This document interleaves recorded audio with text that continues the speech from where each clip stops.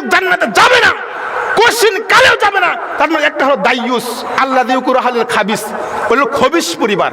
খাবিস মানে খবিস, ওই ব্যক্তি হলো খবিস, যার পরিবারের মধ্যে পর্দা নাই, ওই ব্যক্তি জান্নাতে যাবে না।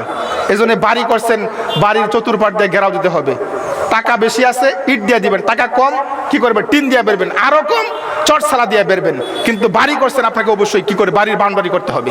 আল্লাহ কবুল করে সকলে বলি আমিন। সম্মানিত সুধীবৃন্দু, যে কথা বলতেছিলাম আর দাইয়ুস লোক জান্নাতে যাবে না। নাম্বার 2, ওয়ার রাজরাতু মিনান নিসা, পুরুষের বেশধারী নারী জান্নাতে যাবে না। আছে কি আছে না?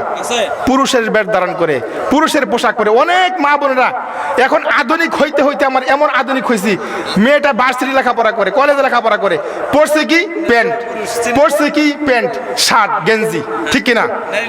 নারী না পুরুষ বোঝাই যায় না। এই হলো বেশ।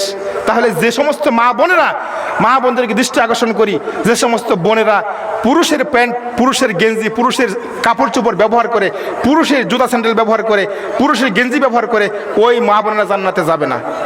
আজকেই তওবা করতে হবে, অবিলম্বে তওবা করতে হবে, ছাড়তে হবে।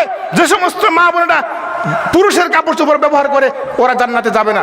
তারপরে 3 নম্বর বলছে মুদবিরুল খামর, যারা নিয়মিত নেশা করে, নিয়মিত মদ পান খায়, মদ খায়, নেশা গাঁজা খায়, এবা খায়, ফেন্সিডিল খায়, এবং কি পানের সাথে জর্দা খায়, তাদের ইবাদত বন্দেগী কবুল হবে না। আল্লাহ আমাদের কবুল করুক, সকলে বলি আমিন।